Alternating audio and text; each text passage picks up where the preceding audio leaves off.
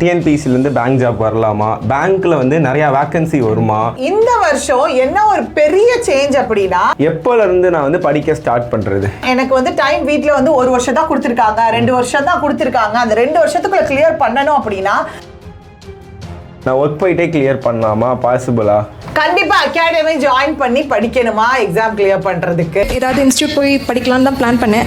அப்புறமா தான் சரி கேஆர் லாஜிக்ஸில் எல்லாமே ஆன்லைனில் அவைலபிளாக இருக்குது, எதுக்கு இன்ஸ்டியூட் போயிட்டு இருந்தேன். அதுக்கப்புறமா உங்கள் வீடியோஸ் மட்டும் தான் பார்த்துட்டு இருந்தேன். டிஎன்பிஎஸ்சி ஆஸ்பிரண்ட்ஸ்க்கெல்லாம் அந்த டிஎன்பிஎஸ்சி வால் முன்னாடி நின்று ஃபோட்டோ எடுக்கணும் அப்படிங்கிற ஒரு லட்சியத்தோடு படிப்பாங்க. அது மாதிரி தான் எப்படியாவது ரீனா மேம் கனிசார்ட்ட வந்து இந்த மாதிரி சர்டிஃபிகேட் மெடல் வாங்கிடணும் அப்படிங்கிற ஒரு லட்சியத்தோடு படித்தேன். வீடியோஸ் மட்டும் தான் நான் ஃபாலோ பண்ணிட்டு இருக்கேன். வீடியோ கோர்ஸ் எல்லாம் பர்ச்சேஸ் பண்ணி எனக்கு ரொம்ப ரொம்ப யூஸ்ஃபுல்லாக இருந்தது. எல்லாரும் கேட்பாங்க, நீங்கள் வெளியே எங்கேயும் கோச்சிங் போகாமல் எப்படி பாஸ் பண்ண அவங்களுக்கு தெரிய மாட்டேங்குது இந்த கெப்பாசிட்டி. கனி சார் ஒரு எக்ஸாம் போனால் பேங்க்ஸ் எடுத்தேன்னா சார் அந்த இடத்துல என்ன எப்படி போடுவார் அப்படின்னு தான் யோசிப்பேன் ஃபஸ்ட்டு. எனக்கு இங்கிலீஷில் நான் ரொம்ப வீக். நான் மெசேஜ்லேயுமே சொல்லியிருப்பேன், ஒன் அண்ட் ஒன்லி நான் உங்கள் வீடியோஸ் மட்டும் தான் பார்த்தேன், வேறு எந்த வீடியோஸுமே பார்க்கல.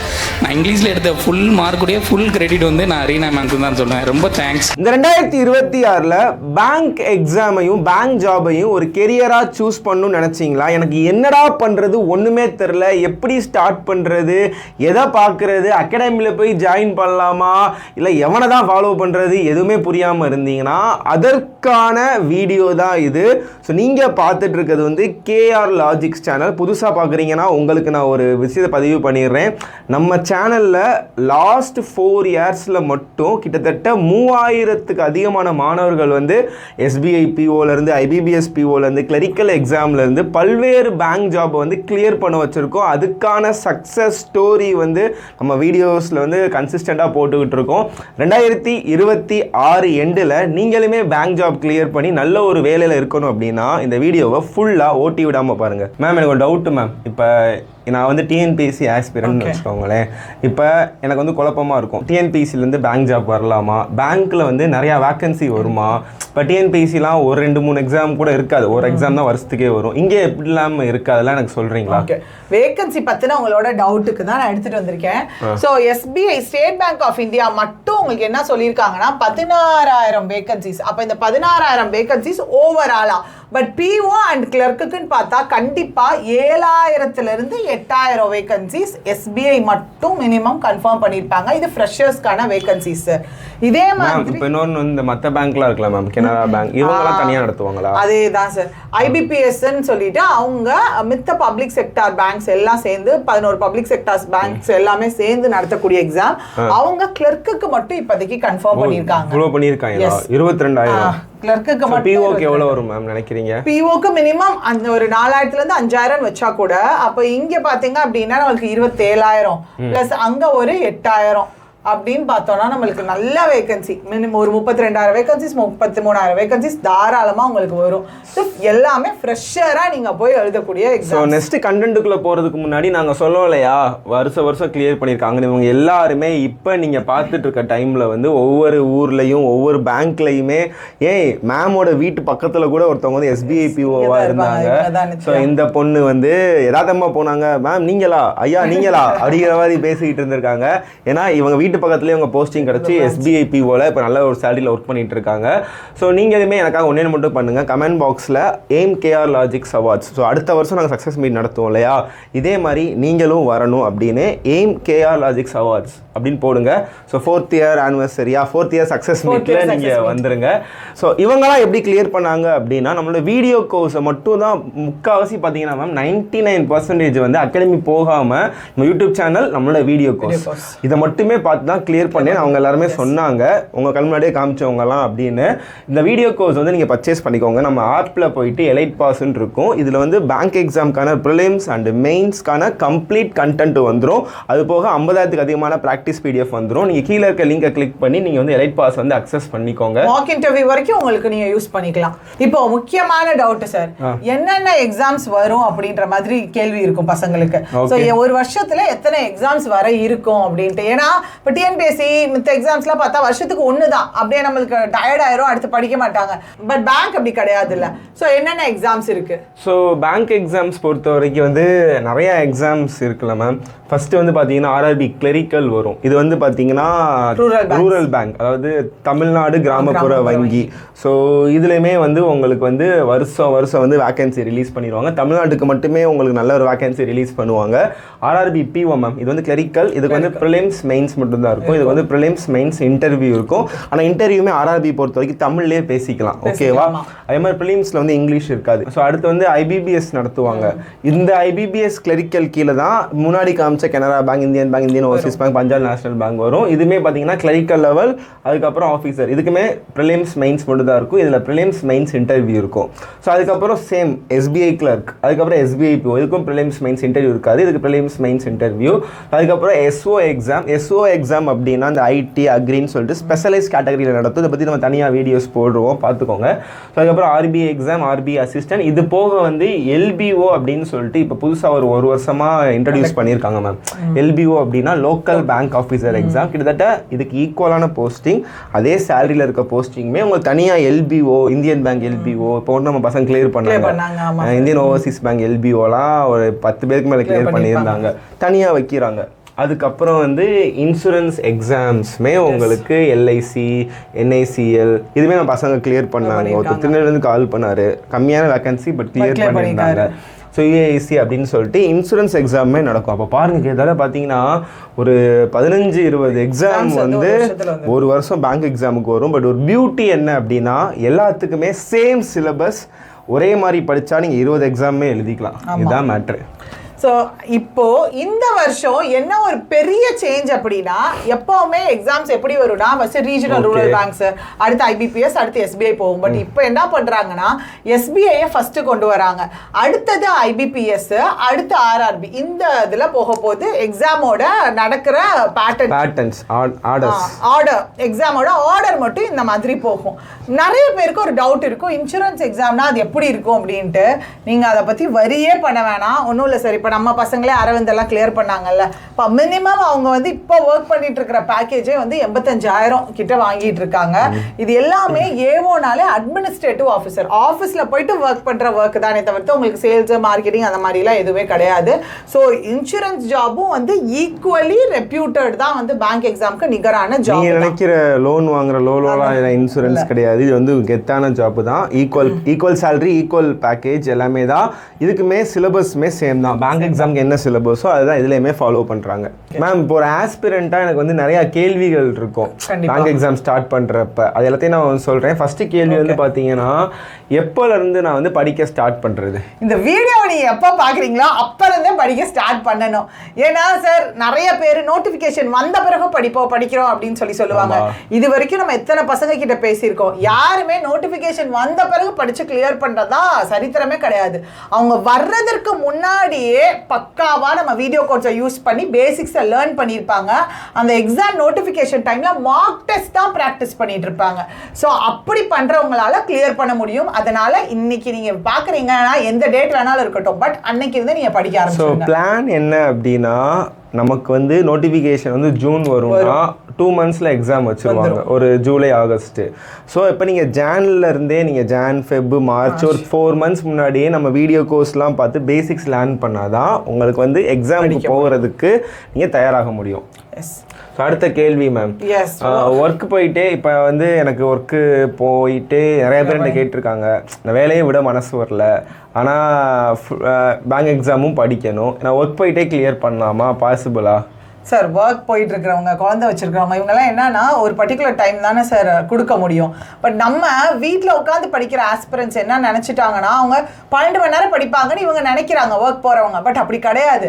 அவங்களுமே வீட்டு ஃபுல் டைம் இருந்தாலுமே அந்த இது இந்த இது அப்படின்னு கான்சென்ட்ரேட்டடாக படிக்கிற டைம் வந்து ரொம்ப ரொம்ப கம்மி. அது மேக்ஸிமம் 6 மணி நேரத்துல இருந்து ஒரு 7 மணி நேரம், அவ்வளோதான். அப்போ ஒர்க் போயிட்டே படிக்கிறவங்க ஒரு நாளைக்கு நீங்கள் ஃப்ரெஷ்ஷாக வந்து காலையில் ஒரு 2 மணி நேரம், நைட்டு போயிட்டு வந்து ஒரு 2.5 மணி நேரம் அப்படி உட்காந்தீங்கனாலே 4.5 மணி நேரம் எஃபெக்டிவாக உட்காந்தீங்கன்னா கண்டிப்பாக கிளியர் பண்ணிடலாம். ஈவன் லாஸ்ட் இயர் சக்ஸஸ் மீட்லேயே சார் ஒரு 40% கிட்ட ஒர்க் போயிட்டு வரவங்க ப்ளஸ் அதை தாண்டி ஒரு 25% வந்து குழந்தை வச்சிருக்கிறவங்க தான் கிளியர் பண்ணியிருக்காங்க. இப்போ யாருன்னா அந்த ஃபோட்டோவில் பார்த்தீங்க இல்லையா, நம்ம பசங்க நம்ம மாணவர்கள் வந்து ஒர்க் போயிட்டே தான் கிளியர் பண்ணியிருக்காங்க. ஒன்று தெரியுமா, அந்த வீட்டிலேருந்து படிக்கிறவங்க தான் சோம்பேறியா டைமை வேஸ்ட் பண்ணி ஒரு மாதிரி ஸ்ட்ரெஸ் ஆயிடுவாங்க. பட் வேலைக்கு போகிறவங்களுக்கு தான் உண்மையிலேயே பொறுப்பு இருக்கும், அந்த குடும்பத்தோட கஷ்டம் தெரியும், நம்ம அடுத்த கட்டத்துக்கு போகணுங்கிற ஒரு வழி இருக்கும். ஸோ பெட்டர் அட்வைஸ் என்ன அப்படின்னா, எங்கள் அப்பா அம்மாலாம் நல்லா என்னை பார்த்துக்கிறாங்கப்பா, டேய் நான் 3 வருஷம் நான் பார்த்துக்கிறேன், நீ வீட்டில் உட்காந்து சாப்பிட்டு தூங்கு படி அப்படின்னு சொல்லிட்டாங்கன்னா பிரச்சனை இல்லை. பட் ஃபேமிலி சுச்சுவேஷன் சரியில்லை, எனக்கு வந்து நான் போனால் தான் எங்கள் ஃபேமிலி அப்படின்னா நீங்கள் ஒர்க்கை விட வேணாம், இருந்துகிட்டே படிங்க. மேம் சொன்ன மாதிரி நம்ம மாணவர்களில் நிறையா பேர் வேலைக்கு போயிட்டு படித்தவங்க தான் கிளியர் பண்ணவங்க. மேம் அடுத்த கேள்வி அடுத்து, நான் Tamil medium bank exam clear பண்ணலாமா? தமிழ் மீடியம் பசங்க அப்படின்றத பொறுத்த வரைக்கும் நம்மளுக்கு அது பயப்படக்கூடிய ஒரு ஃபேக்டே இல்லையா. எல்லாருமே என்ன பண்ணுவோம் அப்படின்னா, இங்கிலீஷ் என்னதான் படிச்சிருந்தாலும் ஸ்கூல் லெவல்ல அவங்களுக்குமே இந்த தமிழ் மீடியம் வர மிஸ்டேக்ஸ் தான் சார் வருது. என்னன்னா கொஞ்சம் அவங்க வந்து எல்லாம் கொஞ்சம் வேர்ட்ஸ் வேணா தெரிஞ்சிருக்கலாம். ஒன்று சொல்லவா, நான் இங்கிலீஷ் மீடியம் தான், எனக்கே வந்து அந்த இங்கிலீஷ் வார்த்தை கிராமர்லாம் ஹஸ்பீன் அவுபீன்லாம் இப்போ வர கன்ஃபியூஷன் தான். அவ்வளோதான் சார், இப்போ நம்ம கற்றுக்கிறது தான். இங்கிலீஷ்க்கு நீங்கள் பொறுத்த வரைக்கும் நீங்கள் பேசிக்ஸ்லேருந்து என்னை ஃபாலோ பண்ணிட்டீங்க அப்படின்னாலே இத்தனையோ தமிழ் மீடியம் பசங்க சொல்லியிருக்காங்க, கவர் எதுவுமே நாங்கள் பார்த்தது இல்லைக்கா, இங்கிலீஷ்க்கு உங்களை மட்டும்தான் ஃபாலோ பண்ணியிருக்கோம். உண்மைதான். பிகாஸ் நம்ம ஒவ்வொரு சக்ஸஸ் மீட்லேயுமே மேம் வீடியோஸ் ஃபாலோ பண்ணவங்க ரொம்ப வந்து கிராமத்தில் இருக்கவங்க, இந்த அக்ரி ஃபேமிலிலாம் இருப்பாங்க, அவங்க கண்டிப்பாக சொல்கிறேன் ப்ராப்பராக வந்து அவங்களுக்கு பேசிக்லேருந்து இங்கிலீஷே தெரியாதவங்க, ரொம்ப ரூரல் ஏரியாவிலேருந்து வந்திருப்பாங்க. ஸோ அவங்களே வந்து மேம் வீடியோஸ் பார்த்துட்டு என்னால் புரிஞ்சுக்க முடியுது, நீங்கள் சொல்கிற அந்த ஒரு கிராமர் ரூல்ஸை நான் நோட் பண்ணி வச்சு இந்த ரூல்னால் இப்படி ப்ளேஸ் பண்ணணும், இந்த ரூல்னால் இப்படி ப்ளேஸ் பண்ணணும், இது எனக்கு எக்ஸாமில் ஹெல்ப் ஆச்சு அப்படின்னாங்க. ஸோ தாராளமாக தமிழ் மீடியம் இருந்தாலும் நீங்கள் வந்து ஒரு சான்ஸ் கிளியர் பண்ணலாம். எஸ், நம்ம பசங்க அவ்வளோ பேர் கிளியர் பண்ணியிருக்காங்க. பேசிக்ஸாக ஒழுங்காக கற்றுக்கணுங்க. பேசிக் கிராமர் கற்றுட்டு அடுத்து அதை அப்ளை பண்ணுறது, அவ்வளோதான். வொக்காபுலரி இது மட்டும் இருந்தாலே போதும், ஈஸியாக கிளியர் பண்ணலாம். எத்தனை மாசத்துல கிளியர் பண்ணலாம்? இது வந்து பாத்தீங்கன்னா உங்ககிட்ட தான் இருக்கு, நீங்க எத்தனை மாசத்துல கிளியர் பண்ண போறீங்க அப்படின்ட்டு. என்னன்னா நான் இவ்வளவுதான் எனக்கு வந்து டைம் வீட்டில் வந்து 1 வருஷம் தான் கொடுத்துருக்காங்க, 2 வருஷம் தான் கொடுத்துருக்காங்க, அந்த 2 வருஷத்துக்குள்ள கிளியர் பண்ணணும் அப்படின்னா கண்டிப்பா உங்களால கிளியர் பண்ண முடியும். லாஸ்ட் இயர் நம்ம ஒரு ஸ்வாதி பிரக்யான்னு ஒரு மேமை கூப்பிட்டுருந்தோம்ல சார், அந்த மேம் வந்து சொல்றாங்க என்னன்னா, நான் வந்து எங்க அம்மா கிட்ட சொல்லிட்டேன்க்கா, நான் வந்து 2 வருஷம் நான் ப்ரிப்பேர் பண்ண போறேன். SBI POவா கிளியர் பண்ணிட்டாங்க சார்.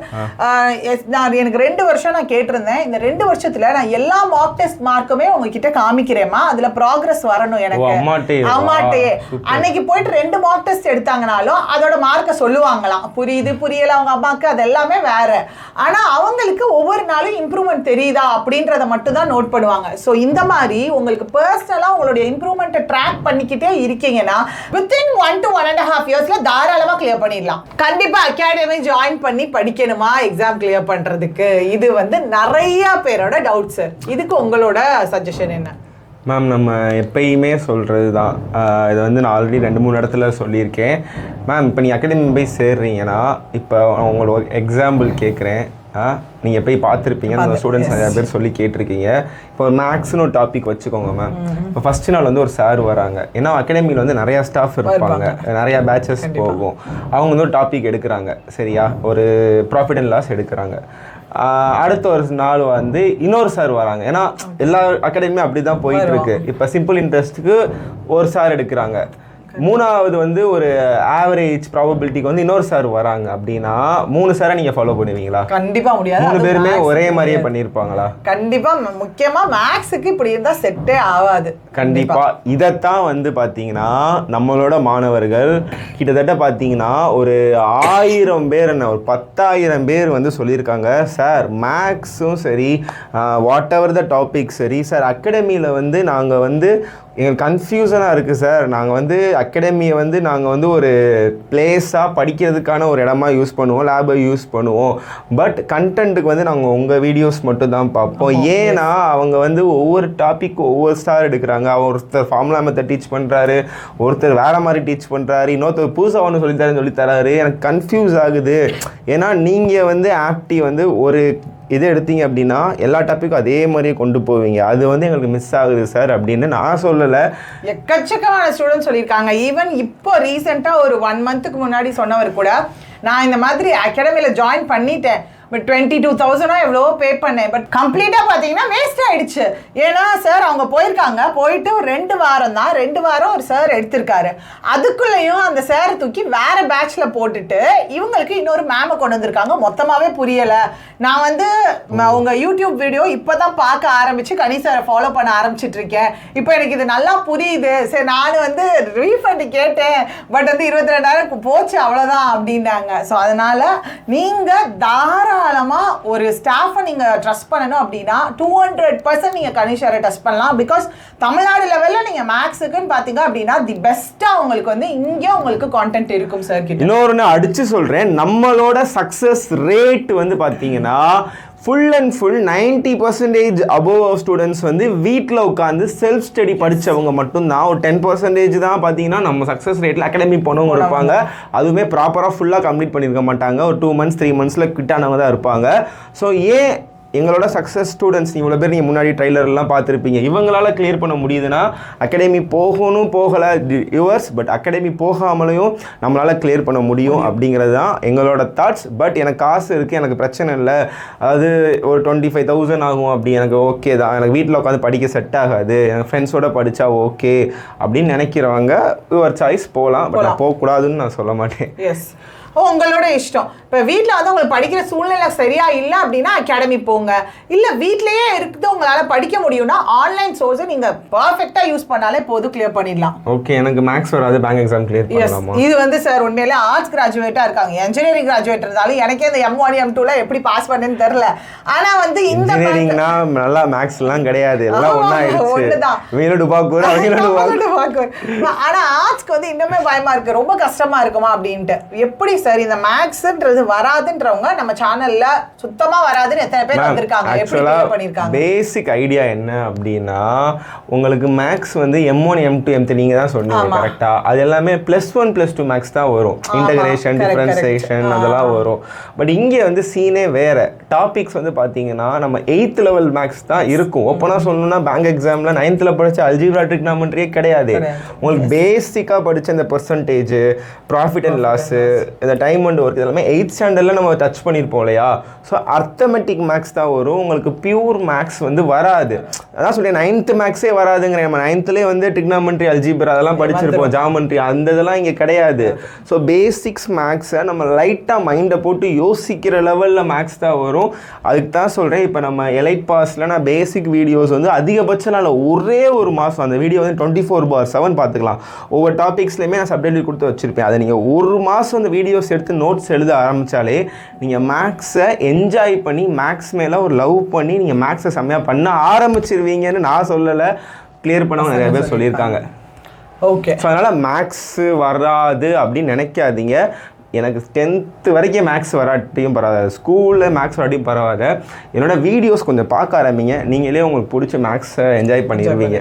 ஓகே, சரி, அடுத்த கொஸ்டின் மேம். ஸ்டார்டிங்லேயே நான் மார்க் டெஸ்ட்லாம் போகிறது கரெக்டாக? ஏன்னா மார்க் டெஸ்ட்னா பிகினர்ஸ்லாம் பார்க்குறீங்கன்னா எக்ஸாம் டெஸ்ட் போட்டு பார்ப்பாங்க இல்லையா, அது வந்து போடலாமா? தயவு செஞ்சு போடாதீங்கப்பா. ஏன்னா எடுத்த உடனே பசங்க என்ன நினைப்பாங்கன்னா, சரி இந்த மார்க் டெஸ்ட்லாம் போட்டு பார்ப்போம், டெஸ்ட் எல்லாம் போட்டு பார்ப்போம், அப்படியே போய் எக்ஸாம் எழுதுவோம். அது வந்து தப்பு. எப்போவுமே பேசிக்காக கிளியராக கற்றுக்கிட்டு மார்க் டெஸ்ட் போகணும். ஸோ 6 month ஆகுது, நீங்கள் ஃபஸ்ட்டு பேசிக்ஸ் கற்றுக்கோங்க. அதுக்கப்புறம் வந்து ஒன்ஸ் ரெடி ஆனதுக்கப்புறம் தான் நீங்கள் வந்து டெஸ்ட்டுக்கே போகணும். இப்போ ஒரு கிரிக்கெட் மேட்ச் பார்க்குறீங்க அப்படின்னா ப்ராக்டிஸே பண்ணாமல் அப்படியே பேட்டை சுற்றிட்டு போய் கிரவுண்டுக்கு போக முடியாதுல்ல. அதுக்கு முன்னாடி வந்து நம்ம நிறையா அதுக்கு ரெடி ஆகணும், கரெக்டாக? அதுதான் மேட்ரு. ஸோ எடுத்தோடனே மார்க் டெஸ்ட் போட வேணாம். மேம், அப்போ மார்க் டெஸ்ட்டுக்கு முன்னாடி 6 months சொன்னீங்க, எப்படி கற்றுக்கலாம்? 6 months நாங்கள் உங்களுக்கு பர்ஃபெக்டான பிளானர் வேணும் அப்படின்னா நீங்கள் எலிட் பாஸ்குள்ளே போனீங்கனாலே மாஸ்டர் கிளாஸ்னு ஒரு வீடியோ இருக்கும். அந்த மாஸ்டர் கிளாஸ்க்குள்ளேயே ஆப்டிடியூட் எப்படி படிக்கிறதுன்னு சார் சொல்லியிருப்பாரு, இங்கிலீஷ் எப்படி படிக்கிறதுன்னு நான் சொல்லியிருப்பேன், ரீசனிங், கம்ப்யூட்டர் அவேர்னஸ், பேங்கிங் அவேர்னஸ்லாம் என்ன மாதிரி படிக்கணுன்றதை நாங்கள் டீட்டெயில்டாக சொல்லியிருப்போம். அதை பார்த்துட்டு வீடியோ கோர்ஸை நீங்கள் கம்ப்ளீட் பண்ண ஒவ்வொரு வீடியோவாக ஒரு வீடியோ பார்க்குறீங்க, அது வீடியோ முடித்த உடனே அந்த வீடியோக்கான டெஸ்ட் அட்டென்ட் பண்ணுறீங்க. அந்த டெஸ்ட்டு எங்கே அட்டென்ட் பண்ணுறதுனா உள்ளேயே இ-புக்ஸ் இருக்கும், அதிலே போய் டெஸ்ட் அட்டென்ட் பண்ணுங்க. யூடியூப்லேயுமே இருக்குல்ல, டிஸ்கிரிப்ஷனில் கொடுக்குறோம். அதெல்லாம் நீங்கள் சர்ச் பண்ணுங்க KR Logics மாஸ்டர் கிளாஸ்னு, you will get the video. Okay, அதை வந்து டீட்டெயிலாக சொல்லியிருப்போம். ஆமாம், ஸோ அதை நீங்கள் பண்ணி முடிச்சுட்டு நீங்கள் மார்க் டெஸ்ட் அட்டென்ட் பண்ணிக்கலாம். ஓகே மேம், இவர் யார் மேம்? தாத்தா? இவர் யாருன்னு பார்த்தீங்கன்னா சல்லா ஸ்ரீனிவாஸ்லு ஷெட்டி. ஸோ இவர் தான் வந்து இப்போ சேர்மேனாக இருக்காரு. ஆக்சுவலாக இப்போ நீங்கள் எதுக்காக இதை வச்சுருக்கேன்னா, நீங்கள் ஒரு பிஓவாக எஸ்பிஐக்குள்ளே நுழையிறீங்க, எஸ்பிஐயில் ப்ரொபேஷனரி ஆஃபீஸராக உள்ளே நுழையிறீங்கன்னா நீங்கள் சேர்மேன் ஆகக்கூடிய எல்லா தகுதியும் உங்களுக்கு இருக்குது. அதாவது நீங்கள் சேர்மேன் ஆகுற வரைக்கும் உங்களுடைய போஸ்டிங் அடுத்தடுத்து போயிட்டே இருக்கும். ஸோ இதுதாங்க ஸ்கேலு. ஸோ ஃபஸ்ட்டு கிளரிக்கல் கேடரில் போவீங்க. அடுத்தது பார்த்தீங்கன்னா பிஓ. 2 லெவல் ஆஃப் எக்ஸாமினேஷன் இருக்கும். ஒருத்தவங்க பிஓவாக இருந்தாங்கன்னா அவங்களுக்கு பார்த்தீங்கன்னா சேர்மேன் ஆகிற வரைக்கும் நீங்கள் வந்து அடுத்து போயிட்டே இருக்கலாம். ஸோ கிளரிக்கல் அப்படின்னா அதுக்குள்ளே ஏஜ் பார் ஆயிரும். ஒரு எக்ஸிக்யூட்டிவ் டைரக்டர், ஜெனரல் மேனேஜர் வரைக்கும் கண்டிப்பாக ஆகலாம். ஸோ இது ஒவ்வொரு என்ட்ரி லெவல், ஒரு ஃபஸ்ட்டு 3 இயர்ஸ் இந்த போஸ்டிங்கில் இருப்பீங்க, அடுத்து 2 to 4 இயர்ஸ் இந்த போஸ்டிங்கில் இருப்பீங்க. டீட்டெயில்டாக கொடுத்து வச்சுருக்கோம். ஸ்க்ரீன்ஷாட் எடுத்துகிட்டு இதெல்லாம் பார்த்து ஒரு உத்வேகத்தை ஏற்றுங்க. சரியா? அதே மாதிரி காசு சேலரி பொறுத்த வரைக்கும் சொல்லுவாங்க. இது ஆக்சுவலாக நான் நிறைய இடத்துல இது நான் இன்ஃபார்ம் பண்ணியிருக்கேன் சார். இப்போ ஒருத்தவங்க ஒரு மேம் தெரிஞ்ச மேமா அவங்களே ஒரு டைம் சொல்லியிருந்தாங்க. அவங்களும் அவங்க ஃப்ரெண்டும் சேர்ந்து படிச்சுட்டு இருந்திருக்காங்க சார், டிஎன்பிஎஸ்சிக்கும் பேங்கிங்க்கும். அப்போ அவங்க 10 வருஷம் ஆயிடுச்சு. அவங்க இப்போவே கான்டாக்டில் தான் இருக்காங்க. அப்போ வந்து அவங்க படித்து கிளியர் பண்ணி போகிறப்ப வந்து டிஎன்பிஎஸ்சி குரூப் 2 பெருசாக பார்த்துருக்காங்க. இவங்க எஸ்பிஐல கிளர்க்காக போட்டிருக்காங்க. ஓகே, கவர்மெண்ட் ஜாப் கிடைச்சிருச்சுன்னு தான் இவங்களை நினச்சிருக்காங்க. பட் இப்போ டவுன் த லைன் பார்த்தோன்னா 10 இயர்ஸ் ஆயிடுச்சு. அவங்க சொன்னாங்க டிஎன்பிஎஸ்சியில் வாங்கின டிஎன்பிஎஸ்சியில் அவங்க ஃப்ரெண்டு செலக்ட் ஆயிருக்காங்க இல்லையா, அவங்க ஃப்ரெண்டு செலக்ட் ஆகி இப்போ 10வது வருஷம் ஆயிடுச்சு. ஆனால் அவங்க வந்து இன்னும் 10 லட்சம் கூட ஆனுவல் பேக்கேஜ் தாண்டலை. பட் இவங்களுக்கு எஸ்பிஐ கிளர்க்காக வந்து 10 வருஷத்துக்கு முன்னாடி செலக்ட் ஆகிட்டு இப்போ அவங்க 19 lakh வந்து ஆனுவல் சேலரி பேக்கேஜ் வாங்குறாங்க. Plus allowances. ஸோ கிளரிக்கலாக கிளியர் பண்ணவங்க 19 lakhsனா ஆவரேஜாக ஒரு 1.7 lakh வாங்குறாங்க 10 வருஷத்துல. ஸோ அதனால வந்து உங்களுக்கு salary package the best banking sector. கிளரிக்கலாக இருக்க மாட்டாங்க. 10 years ஆச்சு நாங்கள் சொன்ன மாதிரி ஒரு கிரேடில் போயிடுவாங்க. ஏதாச்சும் ஒரு மேம் காமிச்ச ஒரு கிரேடில் இருப்பாங்க, ஒரு மேனேஜர் கேட்டகரியில், சீனியர் மேனேஜர் கேட்டகரியில் இருப்பாங்க. ஸோ ப்ரொமோஷனுமே கிராஜுவலாக உங்களுக்கு வந்து இருக்கும்.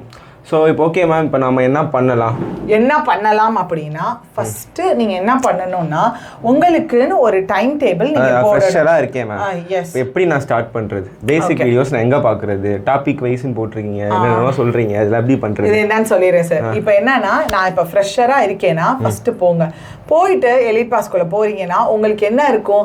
ஆப்டிடியூட், இங்கிலீஷ், ரீசனிங் இருக்குமா?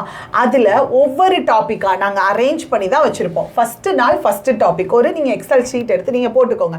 ஆப்டிடியூட்ல இன்னைக்கு ஃபர்ஸ்ட் டாபிக் நான் ஸ்பீட் மேக்ஸ் பார்க்குறேன், ஓகே. அதே மாதிரி இங்கிலீஷ்ல ஃபர்ஸ்ட் டாபிக் ஒரு கிராமர், பார்ட்ஸ் ஆஃப் ஸ்பீச் பார்க்குறேன், ஓகே.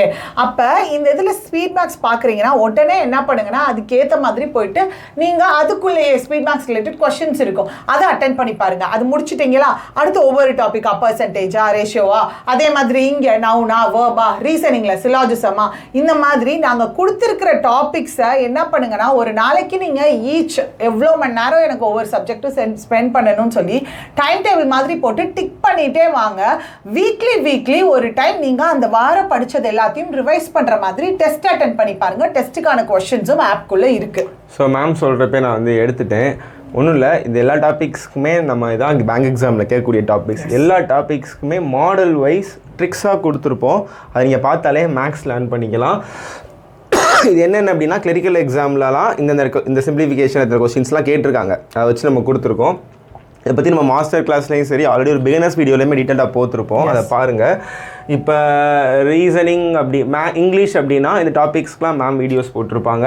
இந்த டாபிக்ஸ்லேருந்து இப்போ ஆர்சியில் 9 கொஸ்டின், வாட்ஸ்அப்பிங்கில் 5, ஃபில்லர்ஸில் 5ன்னு ஒவ்வொரு எக்ஸாம்லையுமே கேட்டிருக்காங்க. ஸோ இது எல்லாத்துக்குமே நம்ம வீடியோஸ் வந்து நம்ம எலைட் பாஸ்க்குள்ளே இருக்கும்.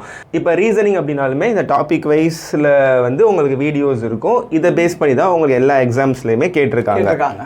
இப்போ எப்படி படிக்கணும்னு சொல்லியாச்சு, நாங்கள் டாபிக்லாம் காமிச்சிருக்கோம்ல, அந்த டாபிக் வைஸ் உங்களுக்கு கவர் பண்ணியிருப்போம். முடிச்சுட்டு அடுத்து இது முக்கியமான விஷயம், முக்கியமாக ஆப்டிடியூட் தான். ஒரு கான்செப்ட் பார்க்குறீங்கன்னா மினிமம் 50 கொஸ்டின் பண்ணணுமா சார்? மினிமம் 50 கொஸ்டினாவது ப்ராக்டிஸ் பண்ணீங்கன்னா தான் அந்த டாபிக் உங்களுக்கு கிளியர் ஆகும். அந்த 50 கொஸ்டின் முடிச்ச பிறகு என்ன பண்ணுங்க அப்படின்னா, ஒரு டாபிக் முடிச்சுட்டீங்க சரியா, இப்போ எல்லா டாபிக்ஸும் கம்ப்ளீட்டாக முடிச்சிட்டீங்க ஆப்டிடியூட்ல. அப்போ அந்த ஆப்டிடியூட் செக்ஷனுக்கான டெஸ்ட்டை அட்டென்ட் பண்ணுங்க. பண்ணுங்க. அப்புறம் டாபிக் டெஸ்ட் எடுங்க. அதை எப்படி அட்டெண்ட் பண்ணலாம்? ஃபர்ஸ்ட் நீங்க மினிமம் ஒவ்வொரு கொஸ்டினா டாபிக் வைஸ் படிக்கிறீங்க, டாபிக் டெஸ்ட் எடுக்கிறீங்க. டாபிக் டெஸ்ட் எல்லாம் முடிச்ச பிறகு என்ன பண்ணுங்க அப்படின்னா என்டையர் செக்ஷன், இப்போ ஆப்டிடியூட் முடிச்சிருப்பீங்க கம்ப்ளீட்டா, இங்கிலீஷ் முடிச்சிருப்பீங்க, அப்போ இங்கிலீஷ்க்கான செக்ஷுவல் டெஸ்ட் எடுங்க. இதெல்லாம் எங்க இருக்குன்னா செக்ஷுவல் டெஸ்ட்டும் மார்க் டெஸ்ட் இது எல்லாமே நாங்க ஆப்குள்ளேயே கொஸ்டின்ஸ் உங்களுக்கு எக்கச்சக்கமா இருக்கு, அதுக்குள்ளேயே நீங்க ப்ராக்டிஸ் பண்ணிக்கலாம். அண்ட் ஃபைனலா என்ன பண்ணுங்கன்னா இந்த 3 டெஸ்ட்டும் எடுத்து முடிச்சிட்டீங்க. ஃபர்ஸ்ட் தனித்தனியாக கொஸ்டின்ஸ் ப்ராக்டிஸ் பண்ணி ஒவ்வொரு டாபிக் வைஸ் கொஸ்டின்ஸ் எடுக்கிறீங்க. அடுத்தது வந்து செக்ஷுவல் டெஸ்ட் 3 சப்ஜெக்ட்ஸ்க்கு முடிக்கிறீங்க. தேர்டு ஃபைனல் மார்க் டெஸ்ட் எடுங்க. அப்பதான் ஸ்கோர் இம்ப்ரூவ் ஆகும்.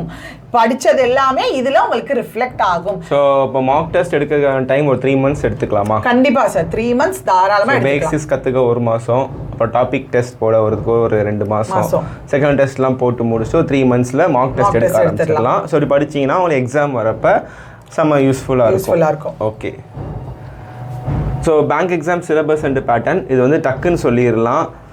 ஒன்றுமே இல்லைப்பா, ஷார்ட் அண்ட் ஸ்வீட்டாக முடிச்சிடறேன். நீங்கள் இப்போ நம்ம 20 எக்ஸாம் சொன்னோமா, எல்லா எக்ஸாமுக்கும் பார்த்தீங்கன்னா இது RRB POனால சொல்கிறேன். ரீசனிங் இருக்கும், கான்ஸ் இருக்கும், அது மேக்ஸ் இருக்கும்.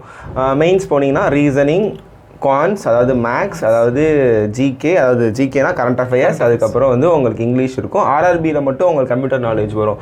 இதே நீங்கள் வந்து கிளரிக்கல் எக்ஸாம் போனீங்க IBPSனா இங்கிலீஷ், ரீசனிங், குவான்ஸ். மெயின்ஸ்னா English, reasoning, quants, current affairs எல்லாமே கொஞ்சம் கொஞ்சம் வேரி ஆகும். 200 மார்க்கு, 222 மார்க்கு இந்த மாதிரி இருக்கும். நீங்கள் PO போனாலுமே இங்கிலீஷ், ரீசனிங், குவான்ஸ். அதாவது மேட்ரு என்ன அப்படின்னா நீங்கள் என்ன பேங்க் எக்ஸாம் எழுதினாலும் சரி, இன்சூரன்ஸ் எக்ஸாம் எழுதினாலும் சரி, ப்ரிலிம்ஸ் அப்படின்னா இங்கிலீஷ், ரீசனிங், குவான்ஸ். மெயின்ஸ் போனீங்கன்னா English, reasoning, quants, current affairs R banking awareness, அவ்வளோதான். அப்படி தான். கிளரிக்கல்னா உங்களுக்கு வந்து ப்ரிலிம்ஸ் அண்ட் மெயின்ஸ் இருக்கும். ஆஃபீஸர் எக்ஸாம்னா ப்ரிலிம்ஸ், மெயின்ஸ், இன்டர்வியூ இருக்கும். இன்டர்வியூ பற்றி கவலைப்படாதீங்க. நம்ம சேனலில் ஒரு லைட்டாக ஸ்வைப் பண்ணுங்களேன், கீழே போயிட்டு எப்படி ஸ்க்ரோல் பண்ணிங்கனாலே Trichy mark interview, Chennai mark interview, Madurai mark interview, Salem என்னென்னமோ சொல்லிட்டு மாதம் இல்லை ஒவ்வொரு இடத்துலையுமே எக்ஸாமை ஒட்டி நம்ம இன்டர்வியூஸ் நடத்திக்கிட்டே தான் இருக்கும். அதனால் கவலைப்படாதீங்க. மார்க் இன்டர்வியூ வந்து நீங்கள் வந்து அட்டன் பண்ணிக்கலாம். ரமேஷ் சார் அவங்க டீம்லாம் செம்மையாக பண்ணி கொடுத்துருக்காங்க. அம்புட்டு தான், ஒன்றுமே இல்லை. ஸோ இந்த வீடியோஸில் வந்து உங்களுக்கு இவ்வளோ போதும். ஸோ எப்படி ஃபாலோ பண்ணு, எப்படி படிக்கிறது எல்லாமே உங்களுக்கு கிளியராக சொல்லிட்டோம். நாங்கள் முன்னாடியே சொன்ன மாதிரி தான், நீங்கள் வந்து ஒரு மைண்ட் செட் வச்சுக்கோங்க. கப்பு முக்கியம் Bigil. So aim KR logics awards மட்டும் கமெண்ட் பண்ணுங்கள். விஷன் என்ன அப்படின்னா, மேட்ரு என்னென்னா, ஸோ இவங்கெல்லாம் எப்படி கிளியர் பண்ணாங்கன்னா முழுக்க நம்மளை பார்த்து, நம்ம வீடியோஸ் பார்த்து படித்தாங்க. நீங்களுமே இந்த 2026 படித்து அடுத்த வருஷம் பொங்கலில் வந்து உங்கள் குய்யாவில் கிளியர் பண்ணி, அதாவது நியூ இயர் 2027 நியூ இயர் அந்த டைமில் உங்களுக்கு ரிசல்ட் வரும், ஃபெப் அந்த டைமில் வரும்னு வச்சுக்கோங்களேன். அப்போ வந்து நம்ம கையில் வந்து ஒரு நல்ல ஒரு போஸ்டிங் இருக்கணும். ஸோ அதுக்கு இப்போ இருந்தே தயாராகுங்க. So all the best. இந்த PDF உங்களுக்கு வேணும்னு நினச்சிங்க அப்படின்னா நான் கனிஷ்யா லாஜிக்ஸ் டெலிகிராம் குரூப்போட லிங்க் கொடுக்குறேன். அதில் PDF இருக்கும், நீங்கள் போய் செக் பண்ணிக்கலாம். So thank you guys, bye bye, all the best.